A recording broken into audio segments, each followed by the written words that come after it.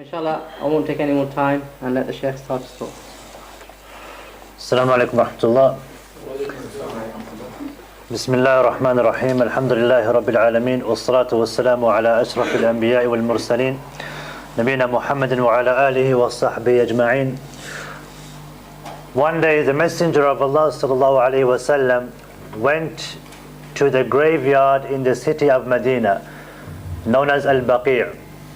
And he went there to pray the janazah prayer of one of the men from the Ansar, one of the men from Medina who had passed away. And with him was some companions. And they went into the graveyard before the grave had even been dug. The grave hadn't even been dug yet. So they went into the graveyard, and the Messenger of Allah sallallahu alaihi wasallam, he sat down, and the companions sat around him. And the companions, and the one who was narrating this hadith, Al-Bara ibn Azib, he said that we sat down as if afraid to disturb birds standing on our heads. Meaning they sat so still and they were so attentive to listen to what the Messenger of Allah ﷺ was going to say, that they were very, very still. That if they had birds on their heads, the birds would be comfortable, they wouldn't fly away. Which shows us how attentive they were when it came to listening to the Prophet ﷺ. Being attentive, showing good etiquette and good manners, listening to what the Prophet ﷺ would say. And this shows us when a student is learning from his teacher, you need to make sure that you have the same type of etiquette, the same type of manners.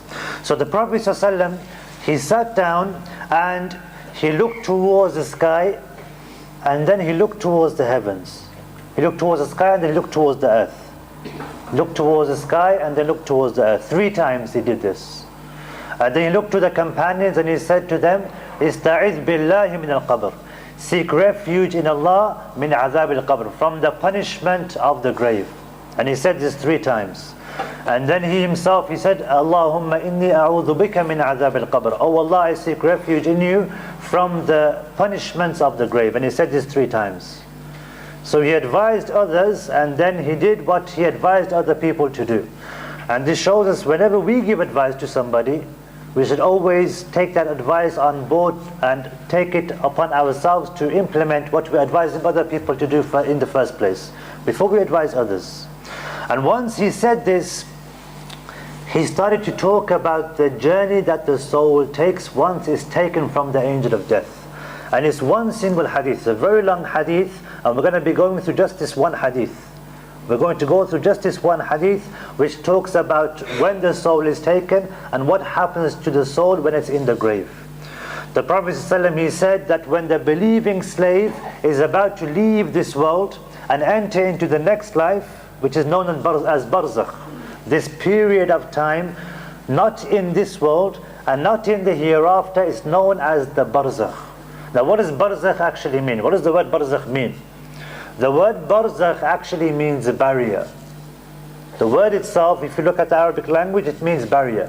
Who can tell me why it's called a barrier? Why is it called barrier, this barzakh, this state in the grave, this moment when you're in the grave, why is it known as barzakh? Who can tell me? What do you think? Why would it be called barzakh? Why would it be called a barrier? Anybody? Just take a guess, it's okay. Don't worry if you get it wrong. Because it's holding you from the next world. Excellent, Jazakallah khair. So it's holding you from the next world. Okay? So for example, if a person gets accepted into paradise, he'll want to go to paradise, as we'll see in this hadith. But he can't go to paradise yet because, he has to wait until the day of judgment. And for the disbeliever, does he want to go to hellfire? Does he want to go to hellfire? No, he doesn't. So he'll want to come back to this world. But again, he won't be able to. It's a barrier for him to come back to this world. So the Prophet ﷺ is explaining and talking about this time when the believing slave, the believer, the mu'min, he's about to go into this realm of the barzakh, this different realm after the soul is taken away. So he says that when this happens, angels descend from the heavens and their faces are white like the sun. And they sit an eye distance away from the Muslim, from the believer, from the mu'min. And then the angel of death comes. And these 2 angels that come before the angel of death, they have shrouds from the clothes of Jannah. And they have perfume from the perfumes of paradise. And they're sitting at an eye distance away from this believer who is about to die. And this believer doesn't know he's going to die. He has no idea. And so they sit at an eye distance away, and then the angel of death comes. And when the angel of death comes, it sits by the head of this person, by the head of this believer. And then it says, "O good and peaceful soul, depart to Allah's forgiveness and to Allah's pleasure." And then the Prophet ﷺ said, on hearing this, the soul leaves the body as easily as water drops from the spout of a water skin. When you take out water from a glass, it doesn't get stuck in the glass. It pours out all at once, pours with ease. It's not hard for the water to come out, is it? It comes out really easily. So likewise, the believing slave, when the angel of death tells it to come out of the body, the soul comes out easily, like water from a glass. And when this soul comes out of the body of the believer, all the angels between the heavens and the earth pronounce peace and blessings on this soul, because it was a good soul. It was a believer, it was a righteous slave. And all of the gates of the heavens are opened up for him, for this soul. And the guardians of every single gate of the heavens, they ask Allah that this soul comes in their direction, because it's a blessed soul, it was a believer. So they all want a part of this soul. They all want this soul to come close to them, to pass by them. It's like an honor for them. When you meet, sometimes when people meet someone they like, someone famous, a celebrity, they want to be attached to them. They want to be next to them, they want to be with them, they want to shake their hands, they want to take something from them. They want to be associated with a person. So likewise, the angels, they want to be associated with this good believer, with this slave of Allah. So they want to be close to him. They'll want this soul to come through the heavens and through the gates next to them and close to them. And then the angel of death takes this soul. And the angel of death doesn't have this soul, as the Prophet ﷺ said, except for the blinking of an eye. As soon as it takes this soul, the two angels that were waiting an eye distance away, they'll take this soul straight away from the angel of death. And they'll wrap it in the garments of paradise. And they'll perfume it with the perfumes of paradise. And then once they take this soul, the Prophet ﷺ said, he recited the ayah from the Quran. He said, "Tawaffat rusuluna wa hum la yufarritun," describing these angels who have been sent by Allah. "Tawaffathu rusuluna," that our messengers, the angels, take the soul, wa hum la yufarritun, and they never neglect their duty, meaning they're efficient. They carry out the duties of Allah, because angels don't disobey Allah. Unlike human beings and unlike the jinn, the angels don't disobey Allah subhanahu wa ta'ala. And then they have this soul and they cover it with the perfumes of paradise. And this smell is a smell which doesn't exist on the face of this earth, because it's from paradise. And so it's one of the most beautiful smells that you could ever smell. And it's something which you can't even imagine. The Prophet ﷺ said that the smells of paradise are smells which you've never ever smelled before. It's something totally out of this world. It's something you've never smelled before. And then this soul will be raised up and be going to the heavens. And every time it'll pass by angels, the angels will say, "Who is this blessed soul?" They'll say, "Who is this beautiful and good soul?" Because they'll smell it and they'll see it in those garments of paradise. And the garments of paradise are beautiful, aren't they? So they'll see this soul in beautiful clothes and with a beautiful smell, and they'll say, "Who is this person?" And the angels will say, "This is so and so, son of so and so." And they'll use the best names that this soul was called by in this world. They'll use the best name that this soul was called by, or was named by in this world. They'll use the best of names. Sometimes a person's got a name, but then there are other names that other people call him by, which he prefers. The Prophet ﷺ, what was he called? What was his nickname? Who can tell me? Even before he was a messenger. Al-Amin. Jazakallah khair. He was Al-Amin. He was known by this name. It was a good name. So good people are remembered with good names. And so the best name that this soul was remembered by in this world, the angels are going to mention him by this name. This is so and so, son of so and so. And they'll use the best names. And then when they reach the lowest heaven, they'll ask for permission to enter into the lowest heaven, and the gates will be opened up for them. And then the angels of that heaven, they'll take this soul and they'll escort it. He'll have his own escort, taking him from that heaven up to the next heaven. And then the angels from the next heaven will take the soul and escort it and take it up into the next heaven. And this will happen until he reaches the 7th heaven. And then he'll reach Allah subhanahu wa ta'ala himself. This is the believing slave. This is the honor of the believing slave. So the soul will reach up all the way to Allah subhanahu wa ta'ala. And then Allah subhanahu wa ta'ala himself will say, write my servants' records in Illiyun. Write my servants' records in Illiyun. And Allah subhanahu wa ta'ala mentions what Illiyun is in the Quran. He says, وَمَا أَدْرَاكَ مَا عِلِّيُّونَ. And what do you think Illiyun is? كِتَابٌ مَرْقُومٌ. And a recorded or an inscribed register. So everything is recorded in this book with Allah subhanahu wa ta'ala. And then the angels will record everything in Illiyun. And then Allah subhanahu wa ta'ala will say to them, take him back to the earth just like I have promised them. Meaning take the soul back to the earth just like I promised them. What did Allah subhanahu wa ta'ala promise us? Who can tell me? Allah is saying, take this soul back to the earth just like I promised them.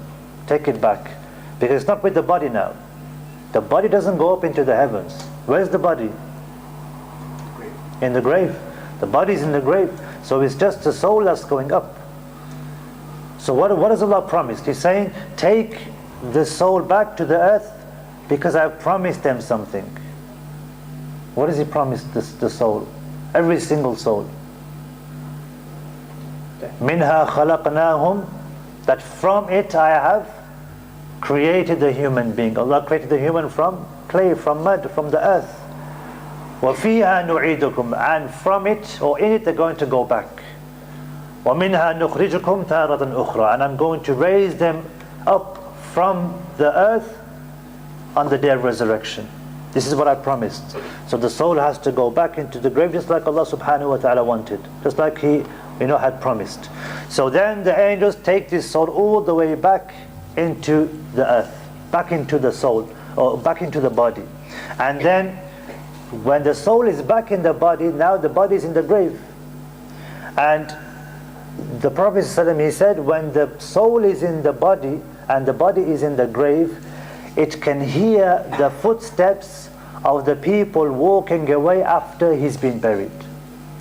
So every single soul when it's buried, okay, even though you're down underground, you can still hear, Allah subhanahu wa ta'ala makes it possible for you to hear the footsteps of the people who came to, bury you. You'll be able to hear the footsteps of those people walking away. Why would he make people listen? Why would He make the souls be able to listen to the footsteps? Why would He make the soul listen to the footsteps? What's the point of that? Who can tell me? Huh? What's the benefit of this? Yeah. So that He knows who kind of cared for him. Is that? Okay, but they're walking away. They're walking away. So what does that mean? Yeah. That everything that they had is gone. Jazakallah khair. That everything that they had is gone. Nothing's going to help them now. And that's what the Prophet ﷺ said. He said, يَتْبَعُ الْمَيِّتُ ثَلَاث. He said, 3 things follow the soul, follow the body to the grave. 2 of those things go back, and only one of those things stay. The 2 things which go back are his family. His family don't benefit him anymore. If he was married, and his wife's going to probably get married again.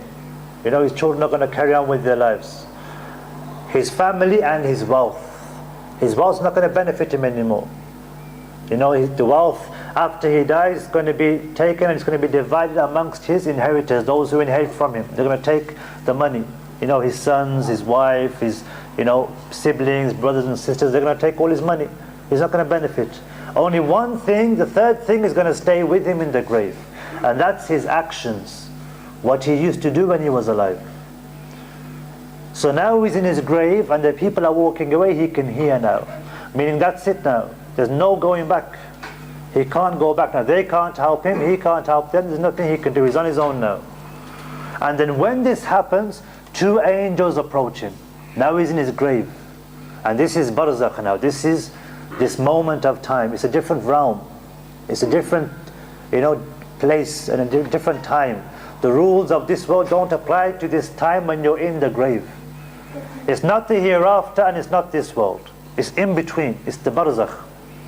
And someone might say, you know, this barzakh, if I had like a camera which could see in the grave of a person who has just been buried, I won't see anything happening. I won't see him talking. I won't see him do anything.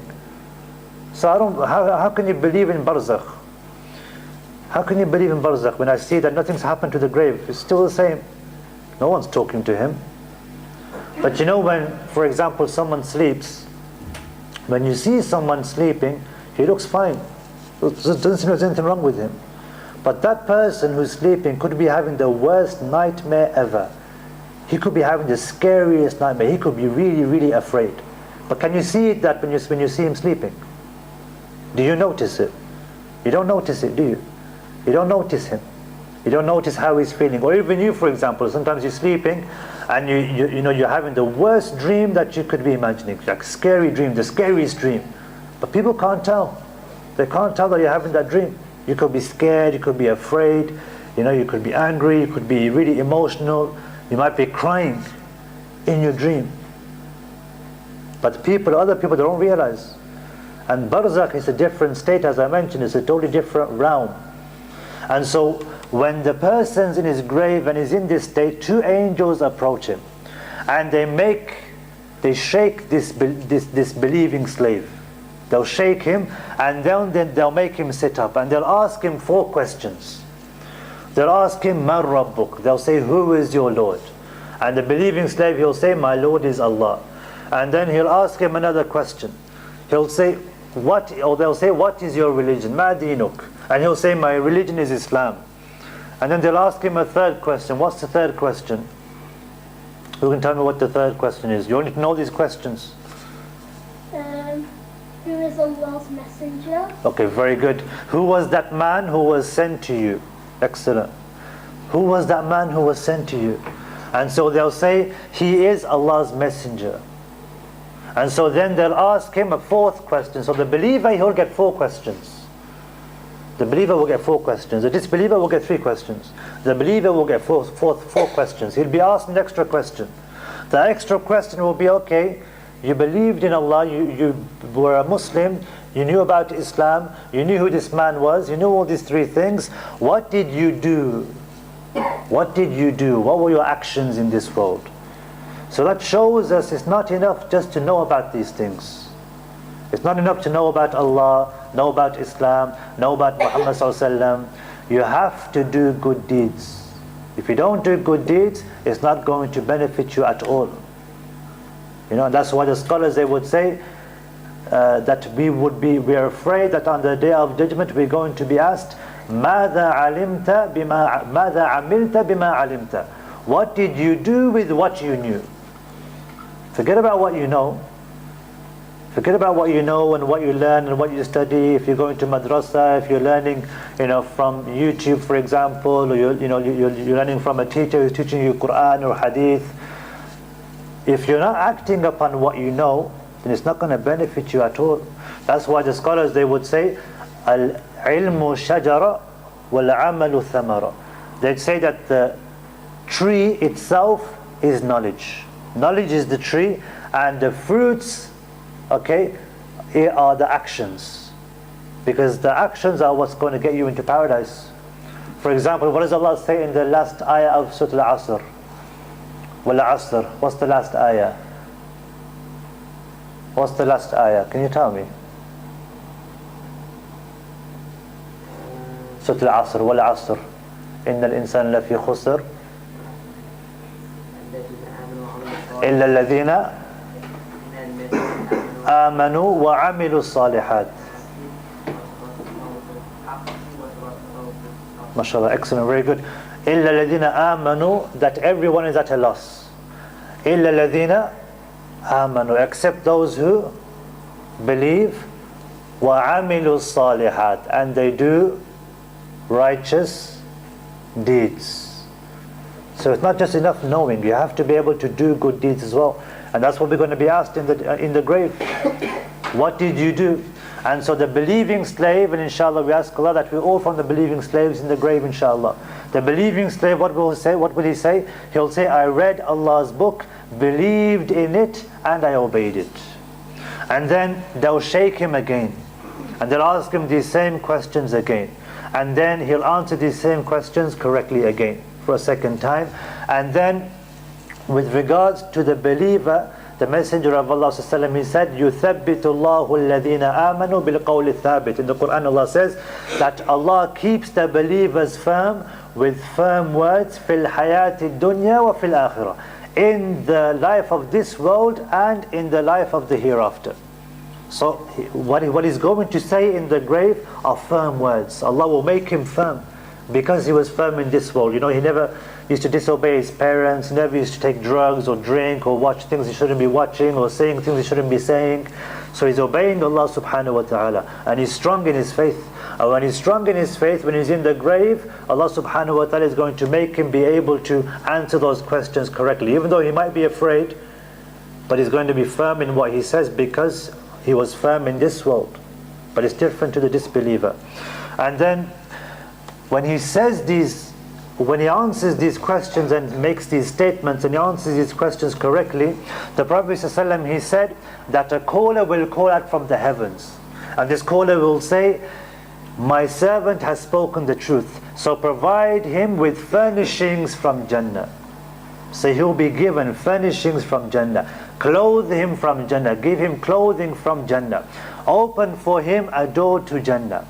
So he'll receive clothing from Jannah, a beautiful smell, a perfume from Jannah, and his grave will be spread.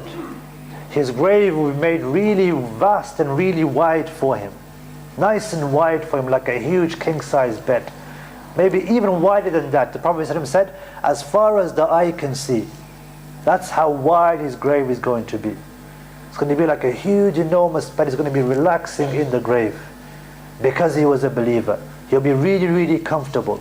And then a man will come with a handsome, beautiful face, and handsome and nice clothes, and a beautiful smell. And he'll say to him, I'm here to give you glad tidings that will please you. Tidings of Allah subhanahu wa ta'ala's acceptance and gardens of everlasting bliss. This is the day that you've been promised. This is what this beautiful man will say. He'll just come to this person in the grave. And the person in the grave, he'll say to this man, this handsome man, he'll say, glad tidings from Allah be to you too. Who are you? Your face is one that brings goodness. You know, when you see a handsome, good person, you feel at ease. And so you'll say, who are you? And then this handsome person who came to the person in the grave, he'll say, I am your good deeds. I am your good deeds. So a person's good deeds, when he's in his grave, when you're in your grave, your good deeds will come to you in the form of a handsome, beautiful person. And he'll say, I am your good deeds. And he'll say, by Allah, I only knew you quick in obeying Allah and slow in disobeying Him. May Allah reward you with good. And then a door is going to be opened up, a window, a portal is going to be opened up, and he'll see his place in paradise. So he'll see his home in paradise. He'll see his house. He'll see where he's going to be staying. He'll see where he's going to be living. He'll see it. There'll be like a window opened up for him. And there'll be a window opened up for him of a place in hellfire. And the two angels, they'll say to him that this is what Allah subhanahu wa ta'ala protected you from. Meaning this place in hellfire. And they'll say, this is what Allah subhanahu wa ta'ala has promised you. You know, this house in paradise, this place in Jannah. This is what Allah subhanahu wa ta'ala has promised you. And then when he sees his place in paradise, what do you think he's going to say when he sees everything that's in front of him? He's going to say, oh Allah, speed up the arrival of the hour. I want the hour to come right now. Hurry up, I want to let the hour come quickly so that I can rejoin my family and rejoin my property and, you know, go into Jannah and enjoy everything with my family. And so it will be said to him, calm down and nim nawmat al-arus. Sleep the sleep of a newlywed person. Go back to sleep. And then the soul will go back to sleep. And then within the blinking of an eye, he'll be raised up on the day of judgment. So all this will happen in a split second. It won't happen straight away. It won't take long for it to happen. You know, it's like, for example, someone when he goes to sleep, You know, when you go to sleep and then you wake up in the morning, does it feel like you've slept for 6-7 hours? It doesn't, does it? It feels like you've slept for maybe 5 seconds, 5 minutes. You know, maybe 1 or 2 minutes. You go to sleep, and before you know it, you've slept for like 6 hours and you're awake. And the same thing when a person dies. When a person dies, it won't even feel like he's been dead for 100 years, 1,000 years. It'll be like as if he was just asleep for a few minutes, or he was dead for a few minutes, and then he'll be raised up on the day of judgment, and he won't even realize, subhanAllah. So this is what the Prophet ﷺ said with regards to the believer. And then he started to talk about what happens to the disbeliever, to the one who never believed in Allah, the one who wasn't a Muslim. And the scholars say the same thing happens to the disbeliever, to the sinner as well. So if a person is a disbeliever, or if he is a sinner, if he was a Muslim but he was a really bad Muslim, he never obeyed Allah, he never used to pray, never used to fast, never used to be good to his parents, never used to say good things, never used to read the Quran, never used to give in charity, never used to help the elderly, never used to help his family, was really bad to people, was really cruel to animals, you know, that kind of person is also this is going to happen to him as well. So the Prophet ﷺ said that as for the disbelieving slave, 2 angels will come from the heavens and they'll have clothing from hellfire, and they'll have the smells of hellfire, the stench of hellfire. And then the angel of death will come and he will sit by the head of the soul and he will say, "Oh cursed soul, oh malicious soul, leave the soul with the anger and the wrath of Allah subhanahu wa ta'ala." And then this soul will come out of the body, but it doesn't want to come out of the body. You know, like the soul of the believer will come out like water coming out of a water skin or from a glass. Comes out easily. But the soul of the sinner, the soul of the disbeliever won't come out as easily. Why won't it come out as easily? It's going to be attached to the body. The Prophet ﷺ said that this is going to come out, the soul of the disbeliever is going to come out like a skewer is pulled from wet wool. So if you have a skewer, for example, stuff that you put, you know, things on to cook, it's got spikes on it, and there's wool on this skewer. When you take this skewer, what happens? Does the wool come off completely clean? Huh? No, it doesn't, does it? So you have some wool that stays stuck to the spikes of the skewer. So the Prophet ﷺ is saying that when the soul is taken away from the disbeliever, it's going to come off the body like a skewer comes off wet wool. Why does it come off so hard? Why doesn't it come off easily like the soul of a slave? Who can tell me? Because it doesn't want to leave the body. Okay, why doesn't it want to leave the body? Why? Because it realizes what it hasn't done. It knows what's in store for it. Okay, so it knows what's in store for him. Good. And there's another reason as well. Yeah? Excellent, very good. MashaAllah, well done. It's attached to this dunya. Because it never used to worship Allah, did it? All it used to do was just have lots of fun, you know, never obey Allah, don't listen to what Allah subhanahu wa ta'ala tells it to do. It just used to do loads and loads of sins, you know, following the dunya. You know, the scholars, they say that a person who follows the dunya, the dunya is going to run away from it. It's always going to be chasing the dunya. It's never going to catch up to the dunya. It's never going to catch up to this world. And the one who stays away from this world, and he wants to keep away from the world, wants to abstain from the dunya, doesn't want anything to do with the dunya, then the dunya is going to chase that person. The dunya is going to chase that person. And so this soul, because it was so attached to this world, it doesn't want to leave the body now. Because this body that we have is just something that we're going to have in this world. It's not going to be something that we have, you know, in our graves. You know, it's just a soul that's going to be held to account. So it's going to be taken out like a skewer is pulled from wet wool. And because of this, it'll cause the veins and the nerves of the body to burst. This is what the Prophet ﷺ said. And then he said, every angel between the heavens and the earth will curse him. And the gates of the heavens will be shut. You know, like with the believer, the gates of the heavens will be opened up For the disbeliever, the gates of the heavens will be shut. They won't open at all. And the guardians of all the gates will ask Allah subhanahu wa ta'ala. What do you think they'll ask Allah? What do you think they'll ask Allah? For the believer, they asked Allah that this soul would come close to them and would pass by them. With the disbeliever, it will be the opposite. They'll say, keep this soul away from me. Make sure it doesn't come in my direction. Oh Allah, don't make this soul come anywhere near me. You know? And you'll have the stench of hellfire on you. You'll have a really bad stench. You'll have the clothing of hellfire on you.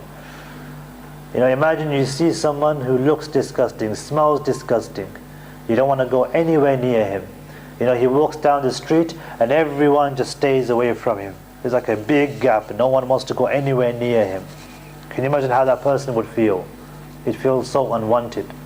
He'd feel like rubbish. Likewise, nobody would want anything to do with this soul that's a disbeliever, that's disbelieving in Allah, that was sinning in this world. And then the angels will ascend with it. And as they pass the gatherings of angels, the angels will ask, what is this cursed soul? What is this disgusting soul? And the angels will say, this is so-and-so, son of so-and-so. And instead of using the best names that he was remembered by in this world, in order to add more humiliation to this soul, they'll mention the worst names that he was remembered by in this world. So the worst names that it was called by in this world, that's what they'll use to, you know, announce who this soul is. They'll say, this is so-and-so, son of so-and-so, and they'll use the worst of names. And then when it reaches the lowest heaven, they'll ask for permission for the gates to be opened. But the gates won't be opened for this soul, because it was a sinner. It was a disbelieving soul. So Allah subhanahu wa ta'ala says, لا تفتح لهم لا تفتح لهم أبواب السماء. That for them, for the disbelievers, the gates of heaven won't be open. لا تفتح لهم أبواب السماء ولا يدخلون الجنة. And they won't enter into paradise. حتى يلج الجمل في سم الخياط. Until a camel enters into the hole of the needle. You know, the needle is called a hole where you put the thread through. The camel, until the camel goes through the hole of the needle, until then the disbeliever won't enter into paradise. When will a camel go through the hole of a needle? Never. Is it possible? It's not possible. So it's not possible for the disbeliever to enter into paradise. Just like it's not possible for a camel to enter into the hole of a needle because of the sins that he committed. And then Allah subhanahu wa ta'ala says, write his record in Sijjin, in the lowest earth. And then he's told, take him back to the earth, because I promised them. I promised them that from it I'm going to create them, and in it they're going to return, and once again they're going to be raised again from the earth itself. And then it'll go back into the earth. And then when it goes back into the earth and is restored back into its body, two angels will come to him. And it's said that the names of these two angels are Munkar and Nakir. And they'll come and they'll ask three questions. Who is your Lord? What is your religion? And who was this man who was sent to you? And for each question they won't be able to answer. They'll say, la adri. They'll say, I don't know. They won't be able to answer. They'll be so anxious, they'll be so stressed out. They'll want to answer the questions, but they won't be able to. Because Allah subhanahu wa ta'ala won't give them that comfort. He won't give them that confidence. He won't make them firm. You know, like with the believer, يُثَبِّتُ اللَّهُ الَّذِينَ آمَنُوا, that Allah will make them firm with strong words, بِالْقَوْلِ الثَّابِتِ, with firm words. For the disbeliever, they won't get this opportunity. They won't be firm in what they say. So, he won't be able to answer these questions. And then a man will come with an ugly face, and ugly clothes, and a disgusting smell. And he'll say, I'm here to give you evil tidings that are going to displease you. This is the day that you've been promised. And then this disbelieving soul will say, evil tidings be from Allah to you too. Who are you? Your face is a face that brings about evil. It's bad news. And then this ugly man who came to this person in the grave, he'll say, I am your evil deeds. I am your malicious deeds. I am your evil deeds. By Allah, I only knew you slow in obeying Allah and quick in disobeying Him. So whenever they would hear what Allah and His Messenger have told them to do, they wouldn't obey Him, or they would be slow. Time for salah would come and they'll take their time. They wouldn't rush to the salah. They'll say, it's okay, man, got plenty of time. Let me just finish this game. Let me just finish this match. I have to finish this level. I've got plenty of time for salah. And the time for salah finishes. When the time for salah finishes, you can't make that time back again. That's it, that time's gone. When it comes to disobeying Allah, the sinner is quick in disobeying Allah subhanahu wa ta'ala. And he'll see a window which will be opened up for him, in which he'll be able to see his place in hellfire. He'll see his place in hellfire. And then the heat and the wind from the hellfire will reach him. And his grave will be tightened around him. And his grave will be so constricted, it will be so tight that his ribs will start to break, because of how tight the grave will become for him. So it will be a source of punishment for him. For the believer, the grave is going to be made nice and wide. For the disbeliever, it's going to be really tight. And then another person will come, a blind, deaf and dumb person. Someone who can't speak, someone who can't see, and someone who can't hear. And he's going to be carrying a sledgehammer. And the Prophet ﷺ said that this sledgehammer, if he was to strike a mountain with this sledgehammer, that mountain would crumble. That's the power that this sledgehammer has. And this power only comes from Allah subhanahu wa ta'ala. And then he'll come to this man and he'll hit him once with this sledgehammer, and the soul will become dust. It will turn into dust. And then Allah subhanahu wa ta'ala will restore this man again. And then he'll be hit again, and then this soul will scream. It will make such a loud and bad scream that it will be heard by every single thing in the heavens and the earth, except by men and jinn. Except by the men and except by jinn, everything else will be able to hear that scream that this soul makes. And these are from the punishments of the disbeliever in the soul. This is actually going to happen. This is what the Prophet ﷺ said. These things I'm mentioning, it's not just a fantasy world. Don't think that it's not going to happen. These things are going to happen. The Prophet ﷺ mentioned them. These things are a reality. We're either going to be from the first group of people, or we're going to be from the second group of people. And we ask Allah to protect us from this group of people.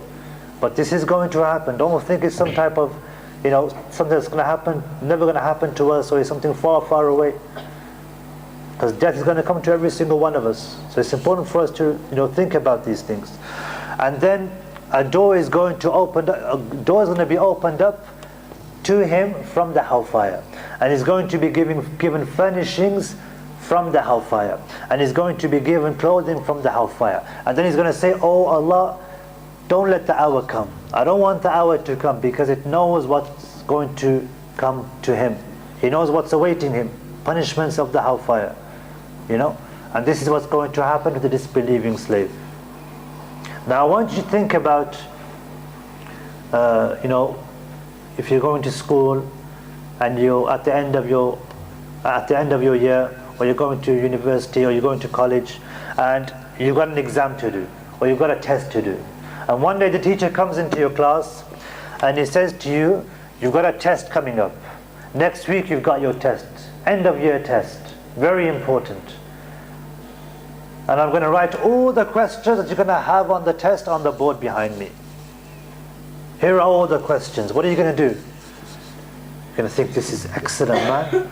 I've got all the questions. Brilliant. So you take out your exercise book, write down all the questions. And then that day you're going to go home and you're going to find all the answers to those questions. And then when the day of the exam comes, you're chilling. You know all the answers. The teacher gave you all the questions.